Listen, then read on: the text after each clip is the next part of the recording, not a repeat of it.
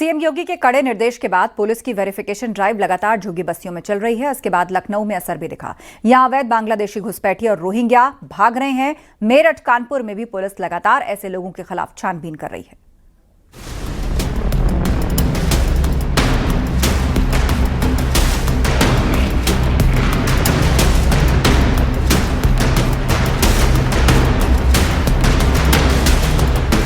योगी सरकार के एक्शन से अवैध बांग्लादेशी डरकर भाग रहे हैं।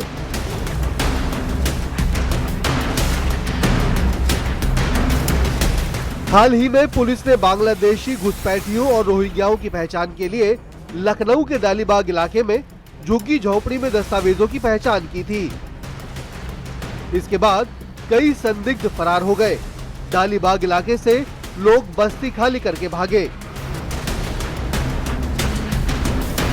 हम इस वक्त डालीबाग की जो बस्ती में मौजूद है वहां पर आपको दिखाते हैं कि यहाँ पर बड़ी जो बस्ती थी यहाँ पर थी और कई सारे लोग यहाँ पर रह रहे थे। अभी कुछ दिनों पहले ही यहाँ पर अभियान चलाया गया था जिसमें जो लोग यहाँ रह रहे थे उनके दस्तावेजों का सत्यापन किया गया, उनकी जांच की गई, जिसके बाद में कई सारे लोग इस बस्ती को छोड़कर जा चुके हैं।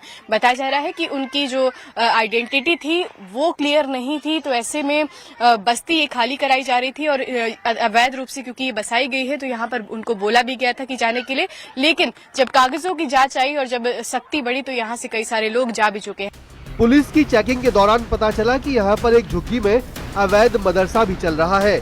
मदरसे में कई धार्मिक किताबें झोपड़ी में मिली हैं और अटेंडेंस रजिस्टर भी मिले हैं। कई सारी किताबें यहाँ पर रखी हुई हैं जिनमें ज्यादातर में सभी में उर्दू में लिखा हुआ है और कई सारी चीजें ऐसी रखी हैं जो कि धार्मिक चीजों से जुड़ी हुई पता चलती हैं। यहाँ पर ये सामान आप देख रहे हैं कि यहाँ पर किताबें रखी हुई हैं, कई सारे बैग्स हैं। यहाँ पर आप इधर राइट हैंड साइड पे देखेंगे एक व्हाइट बोर्ड है और इसी तरह से यहाँ इस झोपड़ी की बात करें तो यहाँ कई सारा सामान है कि ये माला देखेंगे आप और इस तरह से कुछ किताबें और नोटबुक्स हैं जिसमें यहाँ पर नाम भी लिखे हुए हैं।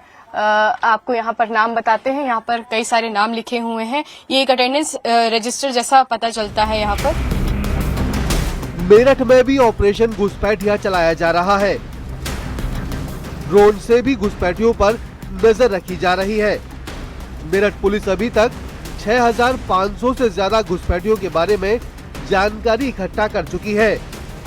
जो लोग प्रदेश के बाहर से आए हैं सर्वप्रथम उनको चेक किया जा रहा है और ऐसे करीब 6500 लोगों को चेक करके उनके आईडी अभी तक पुलिस ने लिए हैं। इनको जो उनके मूल जनपद के निवास हैं वहां पर प्रेषित किया गया है पुलिस को और वहां से सूचना मांगी गई है। सत्यापित होने के पश्चात जो सूचना आएगी उसके आधार पर इसमें अग्रिम कार्रवाई की जाएगी। कानपुर में भी विशेष अभियान चलाया जा रहा है।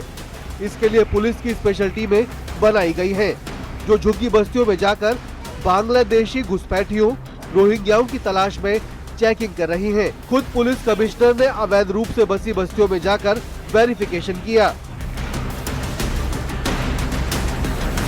झारखंड में, वेस्ट बंगाल और असम में भेजी थी।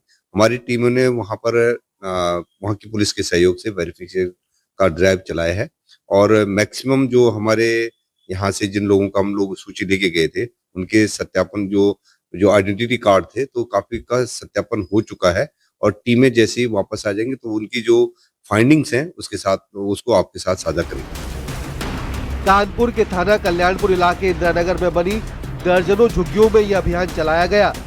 अब तक 1100 से ज्यादा संदिग्धों की पहचान हुई है। करीब 250 लोगों की नागरिकता कंफर्म करने के लिए 4 राज्यों में टीमें भेजी गई हैं। मुख्यमंत्री के आदेश के बाद रोहिंग्या और बांग्लादेशियों के खिलाफ एक अभियान की शुरुआत हुई जो संदिग्ध है और ऐसे में न्यूज़ 18 टीम कानपुर के एक ऐसी बस्ती में ज्यादा कैमरे की नजर आ रही है। यहाँ रोहिंग्या और बांग्लादेशियों की एक लंबी फेरिस्त है। हालांकि आधार कार्ड जिनके पुलिस चेक कर रही है। आप देख सकते हैं कि कानपुर के अंदर 3 टीम्स बनाई गई जो एडिशनल डीसीपी के नेतृत्व में। कानपुर में ऐसी 3 टीम्स लगातार हर बस्ती में जाकर पूछताछ करें। ऐसे 700 लोगों की एक लंबी लिस्ट को तैयार किया गया। आशीष पांडे के साथ अमित गंजू, न्यूज़ 18 कानपुर।